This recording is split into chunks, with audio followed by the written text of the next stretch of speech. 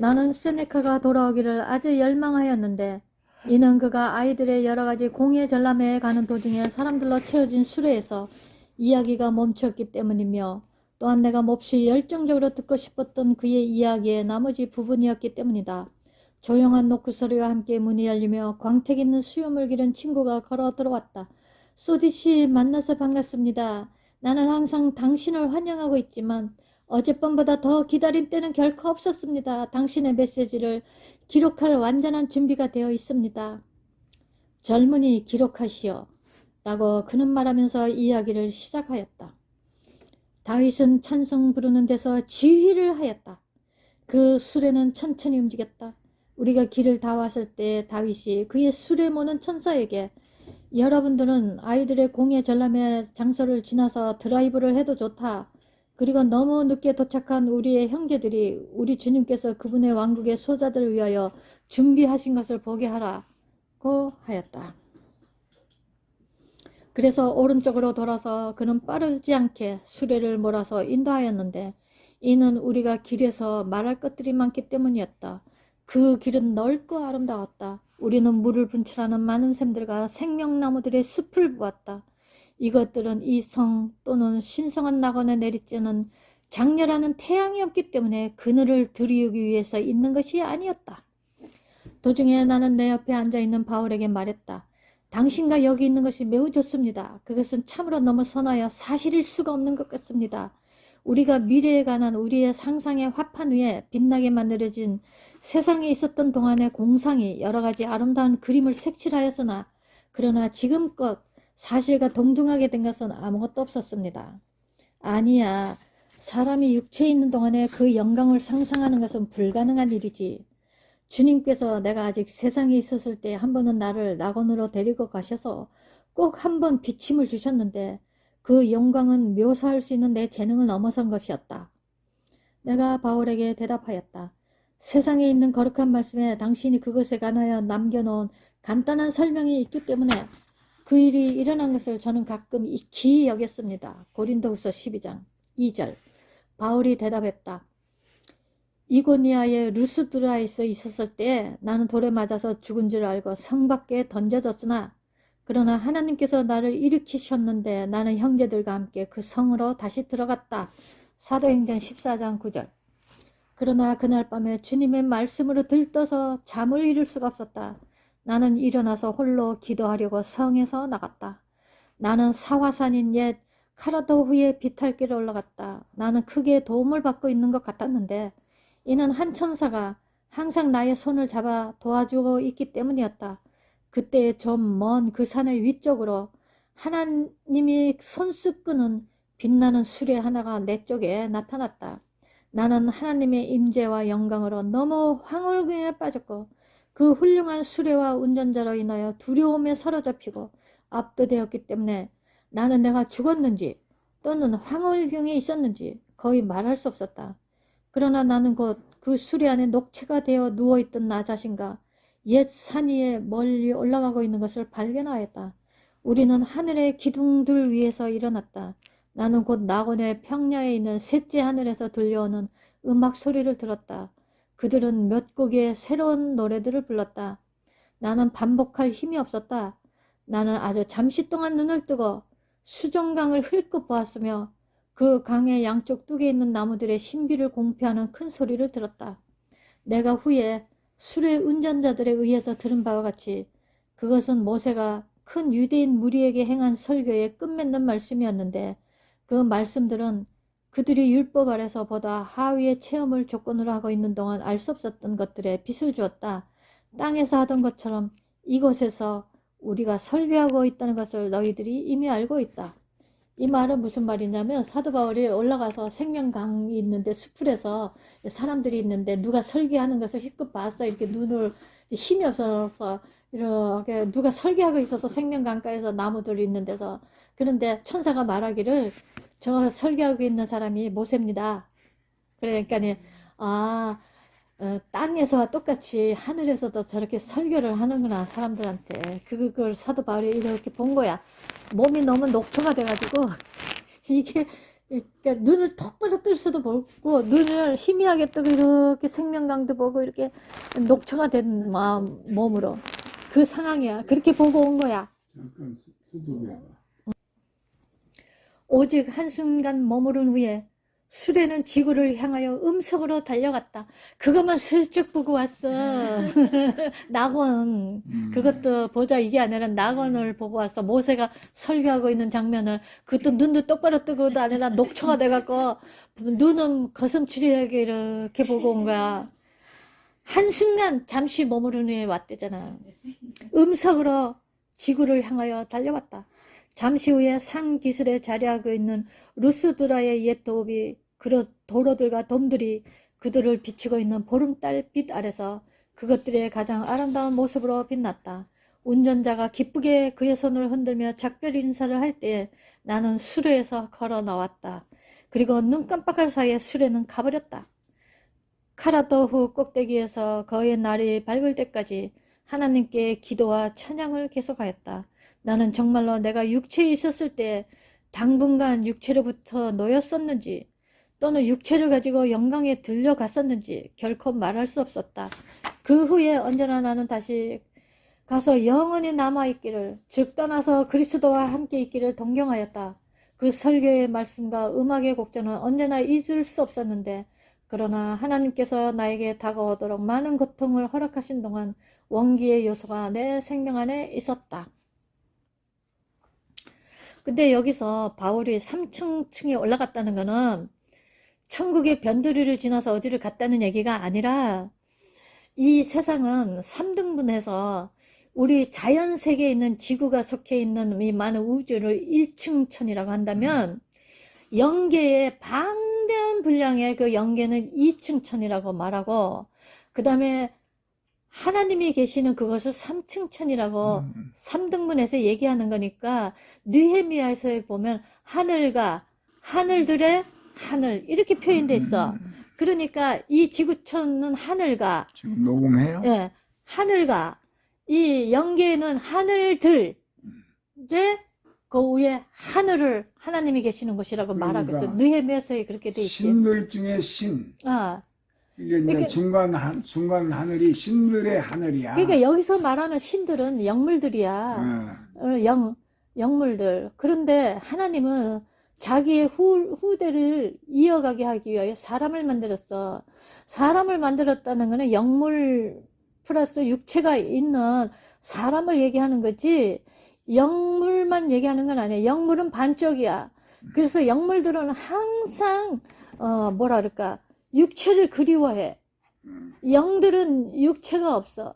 그 해리포터가 중간계. 그러니까 그 중간계 얘기를 하는데, 중간계. 이거는 그냥 이해를 돕기 위해서 하는 건데, 뭐 예를 들어 reptilian이나 뭐 우주선을 타고 온 기괴한 족속들은, 그들은 영은 있는데 그들이 쓰고 있는 육체라는 것이 겨우 그런 흉측한 얼굴들이야.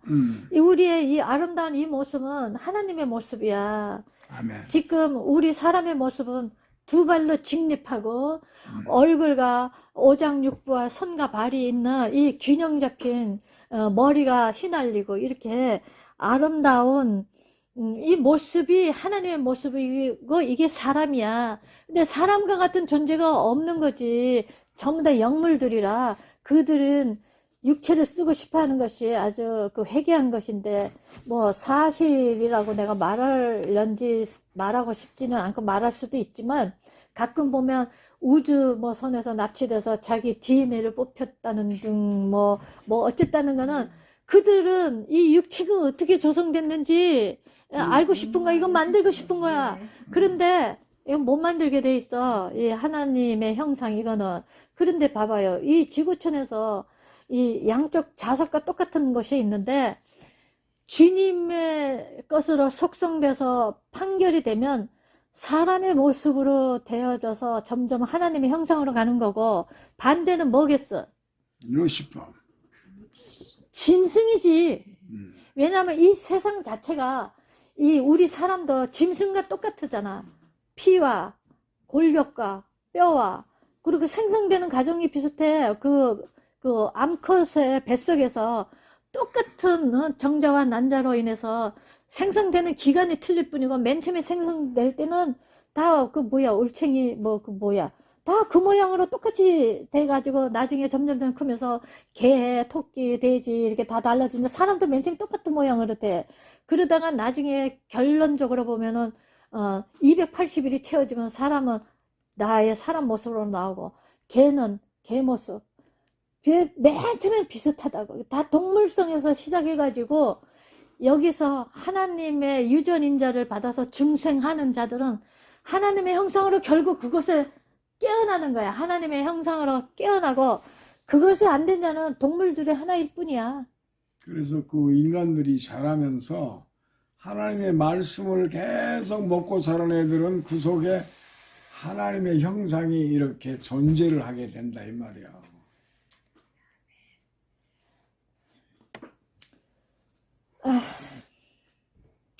이제 할까요? 그래서 나는 다시 영원히 남아있기를 즉 그리스도와 함께 있기를 동경하였다. 그 설계의 말씀과 음악의 곡조는 언제나 잊을 수 없었는데 그러나 하나님께서 나에게 다가오도록 많은 고통을 허락하신 동안 원기의 요소가 내 생명 안에 있었다. 사도 바울도 많은 고통을 당하면서 성장해야 되는 선물을 받은 거지 이 땅에서. 그때 혹 가버리면 그도 낙원에서 낙원에서 자라야 돼. 내가 말하기를 저는 당신의 서관문에 있는 말씀을 기억합니다. 이제 내게 사는 것이 그리스도니 죽는 것도 유익함이니라. 내가 그 두 사이에 끼었으니 떠나서 그리스도와 함께 있을 욕망을 가진 이것이 더욱 좋으나. 빌립보 1장 23절. 과연 내가 있는 그대로 천국에 거둔 모든 무상의 기쁨과 영광을 알았었더라면 나는 만족할 수 없었을 것이다. 나는 이거 나중에 얘기할게. 나는 하나님의 은총을 크게 입었다. 그리고 아주 많은 하나님의 뜻에 대한 계시와 하나님의 능력을 통하여 나는 과도하게 높아지는 큰 위험에 있었다. 그러나 하나님께서 항상 우리의 최대의 선을 위하여 우리를 취급하시는 방법을 알고 계신다. 가장 잔인한 진노의 사람이 나를 대하여 돌아섰는데 참으로 그는 내게 육체에 있는 가시였다. 그는 사탄의 사자였다. 그러나 그때 하나님의 은혜가 평상시와 같이 내게 전적으로 충분하였으며 나는 항상 하나님을 사랑하는 자들에게는 모든 것이 협력하여 선을 이룬다는 것을 알았다. 바울의 지금 육체의 가시에 대한 이야기예요. 예. 당신의 말씀에 대단히 감사합니다. 마치 하나님께서 당신에게 명하사 저에게 당신의 경험의 이 작은 부분을 전해주도록 하신 것 같습니다. 나는 당신이 이 서간문에서 넌지시 언급한 그 가시가 무엇이었는지 가끔 궁금하고 이상하게 생각했습니다. 아하, 그러나 이 사탄의 사자, 게다가 감옥이나 채찍질이나 거짓 형제들에 의한 배신과 세상의 고통은 다만 나의 선을 위하여 역사하였다. 나는 또한 현재 그 모든 것에서 다행히도 자유하다.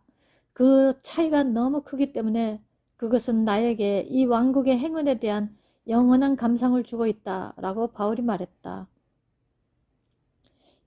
이거 보면서 내가 지금 생각해 본 건데 우리는 항상 사탄의 가시가 그 몸에 있는 질병이라고 생각했는데 이걸 보니까 그게 아닌 것 같아.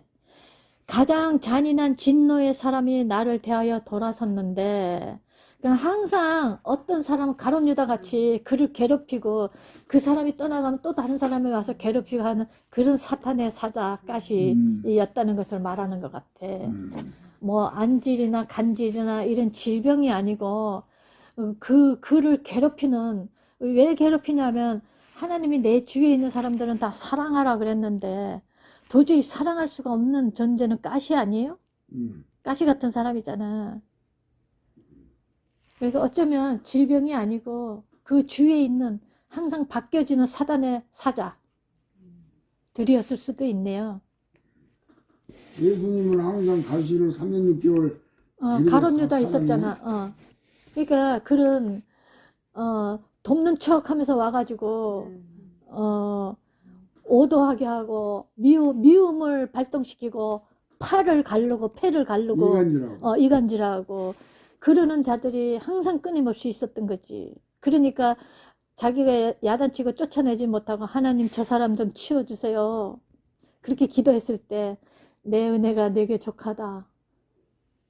너는 사랑함으로 이 모든 것을 이겨내고 성숙해질 수 있을 것이다. 라고 그렇게 말했을 수도 있어. 사실 그것이 더 아프지 않아요?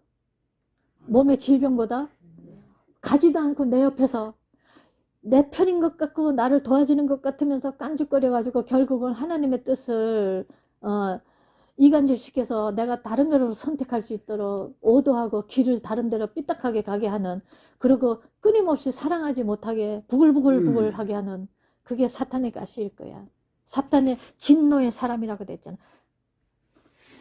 진노의 사람이 나에 대하여 돌아서서 있었는데, 이렇게. 이때 다윗이 말했다. 우리는 아이들의 신령한 여러 가지 공예 전람회장에 거의 다 왔다. 그들의 노래하는 소리가 들리는가? 아주 분명하게요.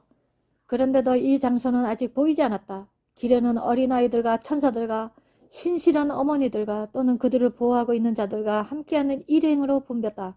그들은 모두 아주 즐거워 보였고 그들의 환희의 웃음과 기쁨에 넘치는 대화는 완전한 만족을 나타냈다. 그러고서도 우리는 아주 더욱 많은 사람들이 세상에 있는 그들의 부모들을 떠났다는 것을 우리는 알았다. 그러나 천국에는 슬픔도 애석함도 없다. 만일 세상에 있는 어머니들이 그들이 잃은 그들의 어린이들을 그들이 현실적으로 있는 그대로 볼 수만 있다면 그들은 더 이상 울지 않을 것이다. 그리고 빛으로 된 그 큰 저택에까지 그들을 곧 따르려고 만반의 필요한 준비를 할 것이다. 보다 나이 든 많은 사람들이 그들 가운데 있었다. 어떤 이들은 그들의 자녀들을 지도하는 부모들이었다. 어떤 유아들은 천사들에 의하여 옮겨졌으며 어떤 이들은 또한 기부인들이 그들의 품으로 가까이 안고 들어왔다. 이는 그들의 유아의 발이 결코 걸음마를 배우지 않은 아기였기 때문이다. 드디어 우리의 수레는 큰 문간 가까이에 멈췄는데 그것에 무수한 군중들이 쏟아져 들어오고 있었으며 이 모든 큰 무리 가운데서 아무도 천국 영토의 주변 안에 잠깐밖에는 있었던 자가 없어. 이게 무슨 말이냐? 그냥 아이들은 곧 천국에서 성숙하게 자란다. 그러니까 이거 잠깐밖에는 있었던 자가 없었다. 이 말은 어린이들이 아기들이 들어와서도 잠깐 동안 있다가 성숙해서 이것에 들어올 수 있는 많은 일들이 있다. 그 얘기를 이상하게 직역을 해가지고 아이들은 곧 천국에서 성숙하게 자란다. 세상에 친애하는 어머니들이여, 수년 전에 당신을 떠난 당신의 어린이는 이제 금으로 된 하프를 가지고 남자 또는 여자로서 완전하게 성숙하여 하나님께 노래하고 찬양하고 있다. 우리는 이제 걸어 나와서 그들이 가는 곳으로 곧 군중을 따라갔다. 그 장소는 참으로 가장 아름다운 곳이었다.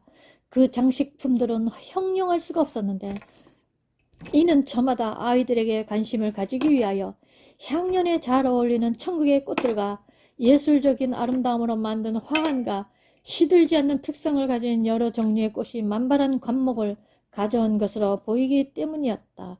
나는 성경 기절을 생각하였다. 힘과 아름다움이 주의 성소에 있나이다. 과연 아름답고 화려하구나 라고 나는 속삭였다.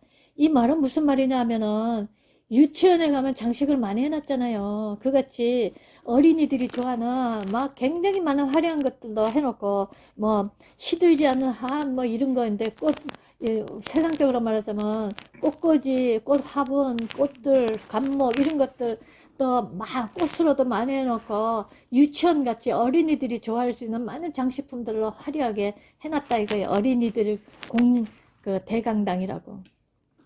가는 섬유로 만들어진 머리 위의 장식품들과 발 밑에 양탄자와 실내 장식품과 방석들, 또한 어린이들을 위한 천국의 비단으로 만든 얇은 방석들, 다이아몬드로 반짝이는 수많은 금사슬들과 가장 진귀한 아름다움을 가진 옥들이 그 예배의 봉직 중에 있는 지도자들을 위하여 배치되었다. 이렇게 이런 아름다운 것들을 예배에 드리는 거기에 이렇게 다 놓여서 장식을 했다 이거예요. 수천 명이 앉거나 설 수 있는 크고 아름답게 정돈된 강단이 중앙에 있는데 들러 있으므로 모든 것이 쉽게 보이고 들릴 수 있었다. 그러니까 뭐 금사슬, 다이아몬드로 반짝이는 금사슬, 가장 진귀한 아름다움을 가진 옥들, 이런 보석들이 예배 봉직 중에 있는 지도자들을 위하여 배치되었다. 이게 무슨 말이냐면 강대상 주위에 옆에 꽃꽂이들로 화려하게 해놨잖아요. 교회 예배 그 얘기인데 이렇게 복잡하게 말을 해놨어. 갖가지 보석과 아름다운 꽃들과 그런 걸로 예배에 달려고 앞에 서 있는 사람들 주위에 이렇게 해놨잖아요. 교회 앞에 그 얘기를 이렇게 복잡하게 못 알아듣게. 이것은 그 큰 공중 예배에서 인도자들을 위한 것이었다. 밑에 이렇게 아름답게 큰 무리의 어린이들이 속히 채워지고 있었으며 그 큰 중앙을 향하여 모여들었다. 그들은 그들을 각 자리로 안내하는 호위자들을 데리고 있었다. 호위자들을, 경호원들을 데리고 있었다는데요. 그들은 모두 천국의 거주자들과 같이 가장 정하고 흰색에 빛나는 두루마기로 차려입었다. 그들은 낙원의 어떤 지점에 있는 천국 영토의 입구로 들어왔다. 이는 모든 영혼들이 먼저 낙원으로 들어오고 그 다음에 왕과 왕의 영광에 대한 보다 더 충만한 기쁨을 위하여 준비될 때에 그들은 하나님이 보이는 보좌를 향하여 나아가 왕의 모든 영광과 위엄으로 즐기게 되는 것을 기억하게 하려 합니다. 이 모든 어린이들은 낙원의 예비적인 집에서 보다 오래 또는 보다 짧은 기간 동안 있었다. 그러니까 어떤 애들은 오래 있었고 어떤 애들은 짧게 있었다. 그 애들 따라 성향에. 그러나 그들은 이제 크게 신장된 특권을 가지고 성문을 통하여 들어왔다. 무수한 무리의 어린이를 대충 흩어볼 때 나는 우리 주님의 말씀을 아주 똑똑하게 기억하였다. 어린아이들이 내게 오는 것을 용납하고 금하지 말라. 하나님의 나라가 이런 자의 것이니라. 마가복음 10장 14절. 나는 멀지 않아 또 누구든지 나를 믿는 이 어린아이들 중 하나를 실족케 하면 차라리 연자의 뜰을 그 목에 달리우고 바다에 던지음이 나으리라.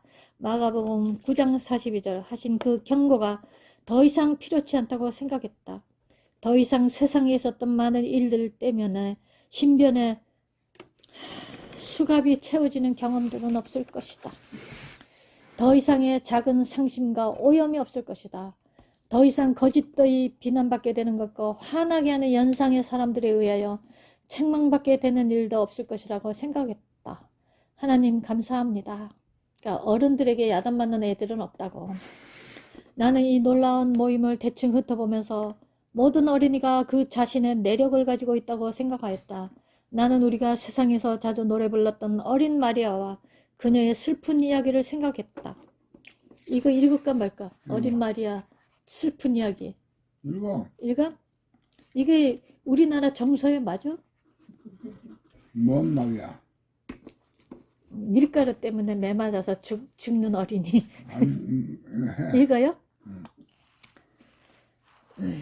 한 어머니가 있었는데 그녀는 빵을 굽기 위하여 약간의 밀가루를 준비하고 있었다. 잠시 동안 그것을 두고서 자리를 비웠다. 그때 어린 마리아가 호기심을 가지고 그것이 무엇인가를 보려고 그릇을 잡았는데 마루에 떨어뜨려서 밀가루가 쏟아졌다. 어머니는 화를 내며 노하여 어린애에게 심한 매질을 하였다. 어머니는 항상 그런 식이었다. 그것이 병이 되어 2주 후에 어린 마리아의 병은 악화되어 사경을 헤맸다. 그녀의 임종 속에서 헛소리를 하는 동안 천사들 가운데 그녀를 위한 자리가 있었을지를 어머니에게 물었다. 나는 항상 엄마의 방식 속에 있었어요. 엄마의 가슴 속에는 때때로 나를 위한 자리가 없었어요. 나는 천사들의 방식 속에 있게 될까요? 그러니까 항상 엄마의 방식대로 있었기 때문에 천사들의 방식대로 나를 그렇게 할까요? 그걸 묻는 거야. 그때 비탄에 잠긴 어머니는 아무리 큰 희생을 치르더라도 그 어린애를 구할 수 없음을 알았다. 그 다음에 시가 나와요. 이 시가 누가 쓴 시야? 그건 모르겠어요. 상쾌한 빛이 바래고 있을 때 하늘은 아름다움으로 미소 지었다. 창백하게 죽어가는 아이에게서 메아리처럼 이 속삭임이 들려왔다. 엄마, 아주 아름다운 진주 대문이 있는 저 황금 언덕에서 행복한 천사들 가운데 높은 곳에 마리아를 위한 자리가 있을까요? 엄마, 저를 잠깐만 일으켜 주세요. 나는 항상 엄마의 방식 속에 있었고 엄마가 내게 말할 때 엄마는 노예에 있었다고 내가 말하면 엄마는 용서할 거야. 엄마는 잠시 섭섭했지요. 나는 엄마의 이마에서 읽을 수 있었어요. 엄마, 그러나 엄마는 상기시키지 않을 거야. 지금은 결코 마음에 두어서는 안 돼요. 우리의 작은 시골집 대문 옆에 있는 장미 속에서 동생이 놀면서 동생이 날 부를 때 엄마는 내 목소리를 다시는 못 들을 거야. 엄마가 화날 때 결코 혼내지 마세요. 친절하게 사랑으로 해주세요. 두 분 다 마리아와 함께 있게 위에 있는 명랑한 땅에서. 그때의 그녀는 그녀의 흰 날개를 마침내 쉬려고 접었다. 사랑하는 구세주에 갔으면서 황홀한 환영성 가운데서 아름다운 진주문을 가진 빛나는 황금 언덕에서 그녀는 천사들과 노래하고 있다. 과연 그곳에 마리아를 위한 자리가 있다. 나는 신기해서 내 자신에게 물어봤다. 그녀가 내가 보는 이 무수한 군중 속에 있을까? 부모가 없거나 집에 없을 때 세상에 있는 모든 어린이에게 너무나 당연하게 느끼는 고독과 두려움에 대한 느낌이 없이 모두가 아주 만족하고 행복하게 보였다. 그들은 그들의 처지에 대하여 매우 이성적이고 감상적인 것 같이 보였다. 그들 가운데 어떤 아이들은 아주 어린 유아들이었을 때에 죽었고 세상에 아무것도 알지 못했으므로 그들은 세상에서의 저희의 시작과 생애에 대한 이야기에 다소 재미있어 하는 것 같았다. 이 놀라운 장면, 내가 세상에서나 천국에서 지금껏 목도한 것 중 가장 장려한 것입니다. 라고 보헤몬드에게 말했다. 나의 온전한 영은 기쁨의 환희 속에 있습니다. 우리는 금으로 된 하프를 가지고 큰 소리로 그러나 가장 고운 말로 하나님을 찬양하고 있는 수많은 자들의 음성을 듣고 싶습니다. 큰 원형 극장은 조용하게 하늘의 멜로디가 울려 퍼졌다. 다윗의 수레가 노상에 아직까지 멈춰 있었다. 그러나 그는 우리 일행 가운데 남은 자들과 함께 중앙에 모여있는 큰 무리에게로 갔는데 이는 우리 주님 자신이 강단에 앉으셔서 그들이 지나갈 때 무리들을 축복하시기 때문이었다. 주님의 축복은 교화적인 은혜로 너무 충만하였기 때문에 그 아이들이 여러 해 동안 이것에 있었다고 사람들이 생각할 수도 있는 그러한 이성적인 찬양을 하면서 뛰어갔다. 바로 이 순간에 나는 내게로 오시는 사랑하는 어머니를 보고 무척 기뻤다. 나는 모세에게 처음 소개되었을 때의 어머니를 떠났는데 그때의 어머니는 이 어린이들의 무리를 인도하려고 성문 밖으로 나가셨었다. 어머니 다시 만나서 반갑습니다.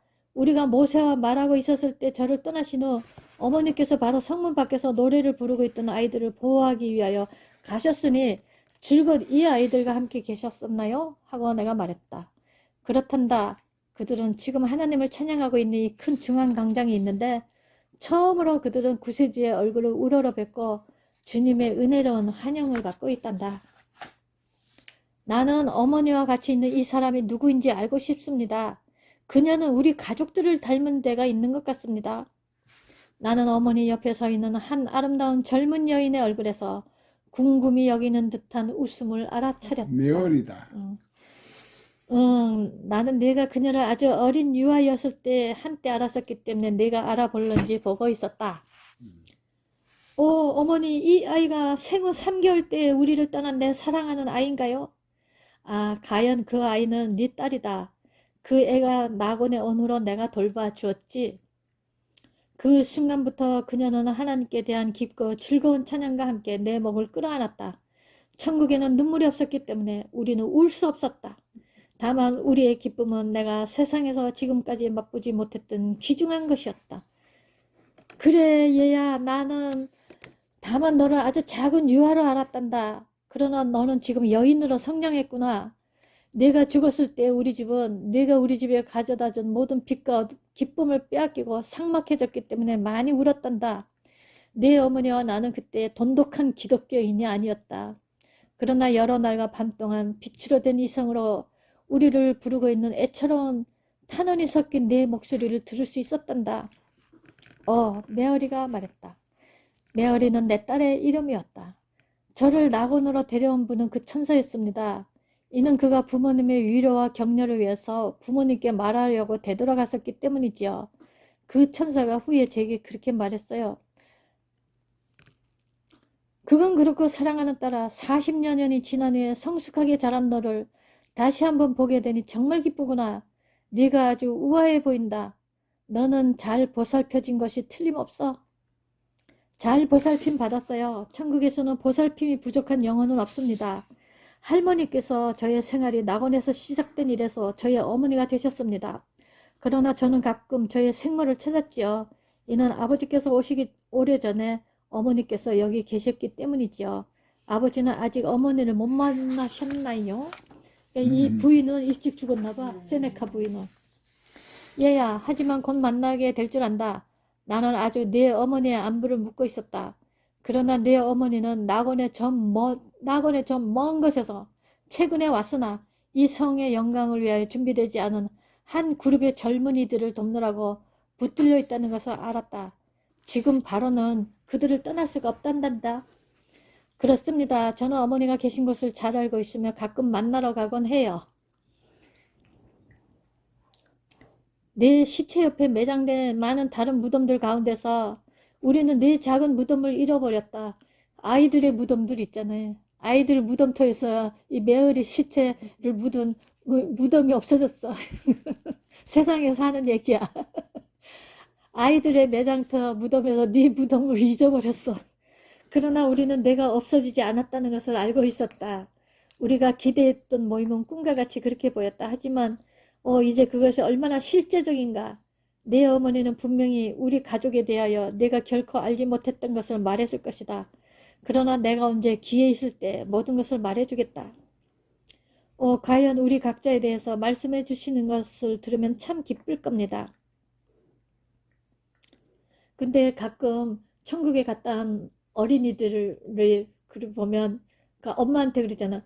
엄마 천국에 갔더니 뭐 오빠나 언니나 있었어요.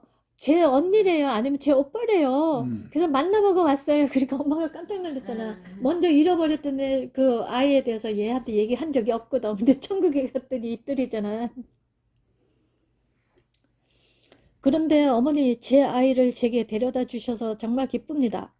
그런데 어린 유아의 성장에서부터 내가 내 앞에서 보고 있는 이런 성숙함과 발달까지 천국에서의 성장과 발육의 법칙에 관하여 무엇을 좀 말씀해 주세요.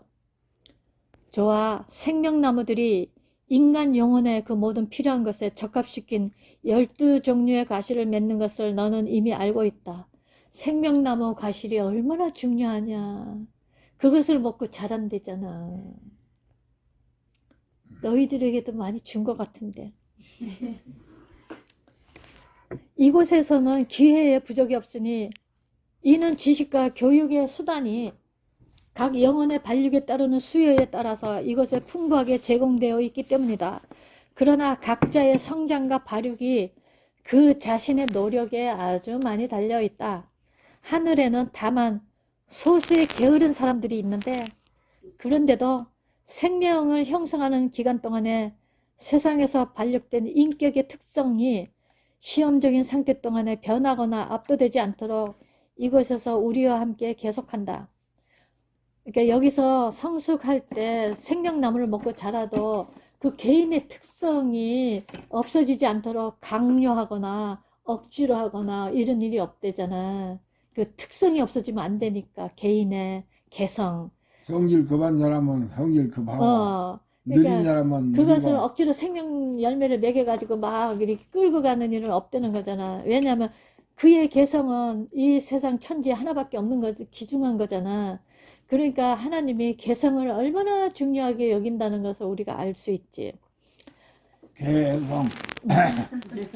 누구든지 그의 본체와 그의 생애 동안에 발육된 독특한 특성을 가지고 있다. 만일 어떤 개인이 그의 지상생활에서 경솔하고 게으른 사람이었다면 동일한 경향이 이곳에서 그와 함께 계속된다. 그러니까 이 세상에서 게으르고 나쁘다고 생각하는 자기 자신을 고칠 수 있을까 없을까? 고칠 수 있지. 내가 그것이 하나님의 말씀으로 가장 아름답게 고칠 수 있는 기회가 이 세상에 있잖아. 그러니까 나를 고치는 거지. 그러니까 그냥 하늘에 가서 나는 내가 만든 거야. 하나님이 기본으로 생명은 줬지만 그러나 이 모든 어린아이들 가운데 또는 모든 하늘에도 완고하거나 고집센 영혼은 없다. 누구나 다 하나님과 훌륭한 조화 속에서 머리를 숙일 것이다. 그러나 어떤 영혼은 다른 영혼들보다 신속한 발육을 하는데 그것은 그들 자신의 노력과 능력에 달려있다.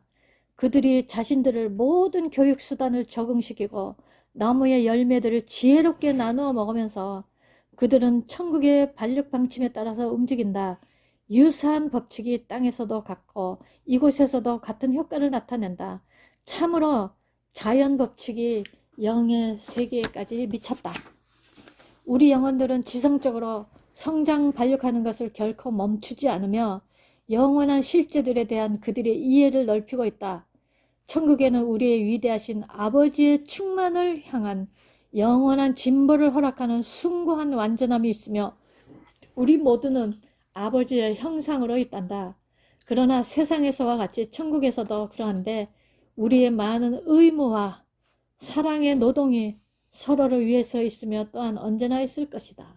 그러니까 어린아이들을 돌보는 엄마와 같은 존재, 보모와 같은 존재, 이게 도우미들이 그 봉사를 하는데 많이 그 좋은 결과를 나타내는 거지. 그들 혼자서 자라나는 것이 아니라.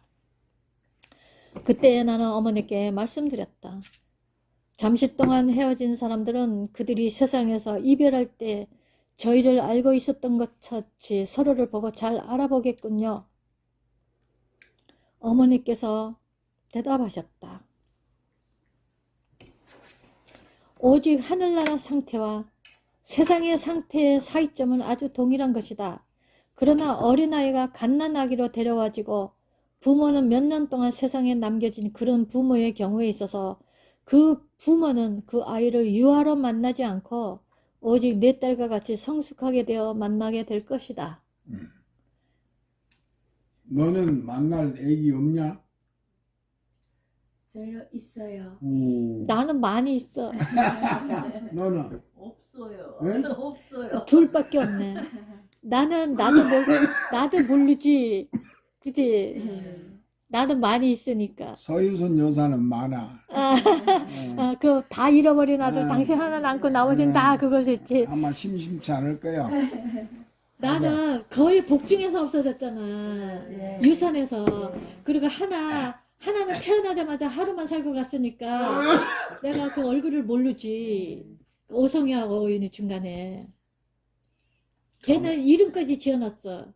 오덕이야. 오덕. 중간에 오자, 여자요. 남자예요. 오성이, 오덕이, 오윤이. 이름까지 다 지어놨는데, 이제 하루만 살다가 갔어. 그러니까 어떤 모습을 내가 못 봤지. 하늘에 가면은 많이 컸겠네. 많이 크고, 내 뱃속에서 없어진 애기들도. 난 거기도- 지금 몇 명인지 기억도 안 나. 세상에. 알고 보면은 하늘에 보내서 하늘에서 키우는 것이 경제적이요. 아마 경제적인지는 모르지만 그 유산을 많이 했으니까. 그런데 중간에 그 오덕이는 난 내가 죄가 많아서 걔를 데리고 간 줄 알았어. 그때는 몇 년 후에 주님이 나한테 얘기해 줬잖아요. 걔가 태어날 때 너무 난산을 해서 내가 그때 피를 많이 흘려서 죽을 뻔했다고 그랬잖아. 난산해서 산소가 부족해서 뇌가 망가졌대요. 그러면 정신박약이나 이렇게 제대로 정상적인 생활을 못하는 아기인데 내가 그런 짐을 질 필요가 없어서 데리고 갔다 그러더라고. 그래서 나는 하나님은 굉장히 선하다는 걸 알았어. 사람들은 무슨 불행을 당할 때 내 죄값이라고 생각하잖아. 내가 뭔가 잘못해가지고 내가 죄를 져서 이래. 나도 그렇게 생각했을 정도니까. 근데 그게 아니라 나의 앞으로 일생에 살아가야 되는데 그 짐을 질 필요가 없어서. 그런데 이왕 될 것 같으니까 하루만 딱 있다가 데리고 간 거야. 막 일주일, 열흘, 몇 달 살다가 간 게 아니라. 손혜원 목사님이 두 아들을 인민군한테 먼저 보내고. 죽이고 나서 하는 말씀, 설교가 나는 너무너무 감사하다. 그럼 아들들을 키우려면 미국 유학도 보내야 되고 아주 머리 아플 텐데 아주 미국이 아니라 하늘나라 유학으로 보내버려서 너무 좋다. 그런데 나만 그런 게 아니라 요뿐 10명이나 그랬다. 먼저 보냈다. 그래서 감사하다. 그랬거든. 그러니까 이게 아이들이 유아로 갔는데 유아인 채로 남아있다면은 그 얼마나 불행한 일이냐 이거지. 거기서 자라가지고 알아보고 이렇게 하는 것은 참 좋은 일이다 이거지. 이제 할게요. 이제 이 사람들의 일행을 보라. 너는 등급을 형성한 무리들과 천사들과 장로들과 경험을 더 많이 한 사람들이 그들에게 천국에 대한 지식과 새로운 찬송을 가르치고 있는 것을 보고 있다. 그런데 우리는 곧 어떤 찬양대에 모두 가입하게 될 것인데 만일 내가 그 음악을 결코 들어본 일이 없다면 이 모든 아이들이 함께 하나님을 찬양할 때 이제 듣게 될 것이다. 이는 대부분의 아이들이 그들의 하프를 사용하는 것을 배웠기 때문이다. 하프 사용한대 애기들이다. 하늘에서 배웠대. 북한 애들이 조그만 애들이 아코디언 다 하듯이. 여보 괜찮아. 곁에 서서 우리의 대화를 듣고 있던 메어리가 가까이 와서 말했다. 아버지 이곳에서 뵙게 돼서 아주 기쁩니다. 오신 지가 얼마나 되셨지요? 잠시밖에 안 된다. 라고 내가 대답했다. 어머니가 아버지를 떠나신 이래 그리고 그 이전이라도 우리의 가족에 관한 모든 것을 꼭 듣고 싶습니다. 어머니가 말씀하시지 않은 다른 것들을 말씀해 주실 수 있기 때문이지요. 저는 제가 이렇게 일찍 아버지로부터 데려와진 이유를 모르고 있습니다. 그러나 선하신 하나님 아버지께서 이유를 알고 계시며 그분이 하시는 모든 일은 가장 선하고 적절할 때 꼭 맞았습니다. 저는 아버지의 품 안에서와 어머니의 품 안에서 아주 작은 유아였던 것을 기억합니다. 그러나 세상에 대한 많은 기억이 없습니다마는 세상이 빛과 기쁨으로 된 이것보다 아주 열등한 것이라고 들었습니다. 얘 메어리가 3개월 만에 왔다 그랬지. 예. 태어난 지. 예. 그러니까 무슨 기억을 하겠어. 메어리의 기억은 정확했습니다. 그녀는 다시 나를 붙잡고 내 목에 얼굴을 비비고 나서 너무나 듣기 좋은 음조로 하나님을 찬양하기 시작했는데 그것은 모든 사건이 거의 40년 동안 근절되었던 때에 대한 것 같았으며 우리는 아버지와 딸로 서 있었습니다. 바로 그 순간에 큰 홀의 중앙에 갔던 수레에 있는 내 일행이 내게 신호하였다. 우리 모두는 그들에게로 가서 신호에 따라서 큰 집합제 가운데 계신 사람의 아들들보다 더 아름다우신 주님을 추앙하는 찬양을 하면서 몸을 굽혔다. 이 아이들 가운데 여럿이 처음으로 주님의 신성한 얼굴을 바라보았다. 주님께서 그들에게 훌륭한 환영을 베풀어 주셨는데 그것은 어린아이들에 대한 주님의 큰 사랑을 보여주신 것이다. 그런데 여기서 이거 읽으면서 예수님이 못자국을 갖고 있을 수밖에 없는 이유를 알겠네. 왜냐하면 이것은 예수님이 세속적인 모습으로 있었던 모습으로만 있을 수 있는 가장 유치원다운 천국이잖아요. 그들에게 성숙한 놀라운 하나님 본질의 어떤 모습으로는 나타날 수가 없어. 여러 가지로 영적인 면에서 육적인 면에서 예수님도 안 됐다. 그러니까 자기의 본체의 모습을 항상 숨기고 여기는 십자가에 달려 돌아가신 어린 양 예수로만 그래서 못자국과 발의 못자국 이거 다 보이면서 이렇게 그 얼굴로 대면해야 되잖아요. 아 죄송하네. 하프들이 모든 가수들의 음성에 따라서 연주되었으며 그리고 우리 모두가 일어나서 섰을 때 주님을 향하여 손을 들어 올린 아이들의 큰 음성으로 천국의 아치와 돔들로 곡조가 아름다운 유아의 찬양을 울리게 하였다. 나는 어린아이들이 내게 오는 것을 용납하고 금하지 말라. 하나님의 나라가 이런 자의 것이니라 라고 하신 이 말씀을 얼마나 똑똑하게 기억했는지 모른다. 내가 발견한 이런 모임은 어린이들을 위해서 자주 있었는데 그 모임에서 그들은 하나님께 대한 예배를 배웠고 죄에 대한 슬픈 사실에 관하여 가르침을 받았으며 더욱이 그들의 주님의 큰 대속하는 큰 희생이 없이는 그들 가운데 아무도 이 천국의 영토에 신성한 입구에 들어올 수 없다는 것에 가르침을 받았다. 이건 또 다른 얘기인데요. 사실은 오늘날에 많은 인공 낙태가 있잖아. 그것을 모세 때 같이 죄로 저주하고 그거 나쁘다고 막 말하잖아요. 그런데 그럴 때마다 내 마음 한구석에는 그들은 직통으로 하나님께 가잖아. 그러니까 하나님은 그들을 추수할 수 있는 거야. 네. 그들이 성인이 되어서 죄짓고 그거보다 어차피 세상은 이제 마지막이 다가왔잖아. 불로 태울 때가 됐는데 어차피 가는데 그 낙태를 당했어도 아마 있겠지? 콜릿 박사가 말했어. 낙태도 다 하늘에 왔다고. 그러니까 뭐 상까지 줄 필요는 없지만 낙태했던 거. 의사들 아니 의사 말고 엄마들도 뭐 상까지 줄 필요는 없지만 모르고 여러 가지 형편이 얼마나 많은 상황이 있겠어요. 날 수 없는 형편. 물론 자기네들의 그 육체의 즐거움 때문에 그 나온 결과도 있지만 아닌 것들도 많아. 저기 세상에서 보면은 그 폭행을 당했다든가 그러면 진짜 그런 얘기를 어떻게 했나. 근데 미국에 있는 어떤 남자가 자기를 키우는 엄마를 볼 때 너무나 괴롭다는 거야.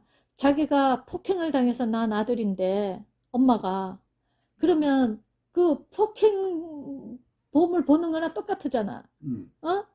그런데 자기 아들이라고 키워낼 때 어떻게 그 얼굴들이 이제 폭행을 당해가지고 막 군인들이 막 폭행하고 갔어. 그러니까 얼굴을 잠시 볼 수도 없었을 수도 있어. 정신이 없이. 그런데 아기가 생겨서 낳았단 말이야. 그러면 그 얼굴을 통해서 그 아빠를 진덕할 거 아니야. 그러니까 그 괴로움, 그 아들로서의 괴로움이 있대요. 그 엄마를 아무리 행복하게 해주고 싶어도 해줄 수 없는 어떤 아픔이 있대요. 내가 엄마의 아들로서 태어나서 아들은이지만 자기가 생겨난 이유를 생각해 보면은 결코 엄마가 얼마나 큰 고통 가운데 자기를 낳아가지고 길렀던가 뭐 그런 거. 그런 일들인데 세상에 뭐 그렇다 치더라도 지금은 어떤 면으로 인간적인 생각으로는 지금 낙태가 많어. 그래서 모두를 지옥에 보내고 위태롭게 한다 하지만 낙태자들은 뭐 8살, 7살, 12살 이하 애기들 다 가잖아. 하늘로 가, 하늘로. 그러니까 하늘에 뭐 그러니까 하는 말이야. 산까지는 뭘 말고 나 보탰다 이거야. 나도 하늘에 하나님에게 한 사람 보냈다 이거야. 상 줘야 되네. 근데 이 세상에서는 진실을 밝힐 수 없는 게 많아요. 너무나 악법으로 이용하니까. 그 뭐 개중에 얼마나 많은 사람들이 그렇다면 나에게도 하나님을 위하여 막 그러면서 떳떳하게 막 할 거 아니야. 그러니까 그거 안 되고 자살자들도 사람들이 생각하는 것 같이 그렇지가 않은데 그렇다면 나도 뭐 그거 괜찮다면 뭐 이거 갈 거 아니야. 그러니까 이 세상에는 감춰놓은 것이 많지. 그래서 어린아이들은 이렇게 하늘에 데려가지는 그 많은 것을 볼 때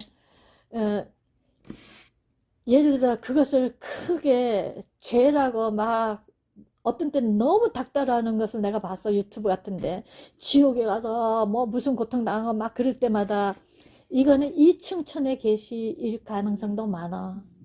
사람들을 두려움과 공포감과 죄의 무게로 눌러서 하나님의 기쁨을 또 죄 용서함을 받은 것의 기쁨을 다 상실하게 해서 슬프고 암흑 가운데 살게 하는 하나님을 빙자한 괴롭힘.